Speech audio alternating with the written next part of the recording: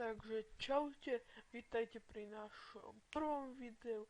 Dneska si ukážeme, ako si spraviť svoje vlastné spray logo. Základom je stiahnuť si túto krásnu vec, ktorá sa nazýva Hotag Converter. Samozrejme, link vám dám do popisku videa. No proste, otvoríte si Hotag Converter. No, tu si dáte Open Image. A tu si môžete dať rôzne obrázky, napríklad tu ja mám svoje spray logo, klepenie ma, no ako tu si môžete dať voľaké obrázky, môžete si to spraviť cez rôzne programy, napríklad Photoshop a takéto. Dáte si potom Adjust Image,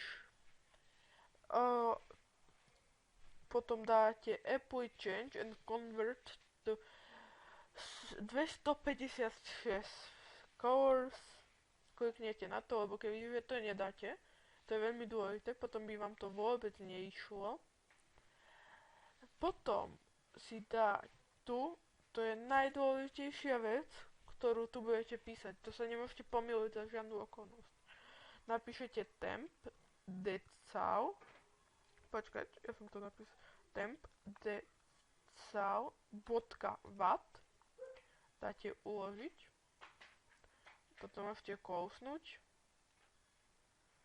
a potom proste si to pôjdete tam, kde ste sa to uložili, dáte si to na plochu napríklad, tu dáte hento, že vlastnosti, to je veľmi dôležité, dáte tu iba načítanie, dáte použiť OK, počítač, odkaz, program files, ak máte Steam, tak pôjdete tu Steam Apps, Common, Half-Life, C-Strike, tuto si to preložíte do C-Strike.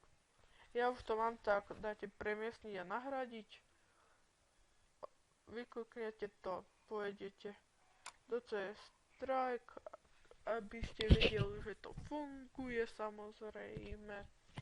Nemusíte sa ničoho bať, že by to náhodou nefungovalo. No, teraz sa pripojíme na náhodnú mapu, samozrejme, na random map vs bot. Ouha, to je moje najvyššie FPS, 100 FPS. Wow, to je ako nie je normálne. Toľko FPS som ešte nikdy nemal za život ani spolu.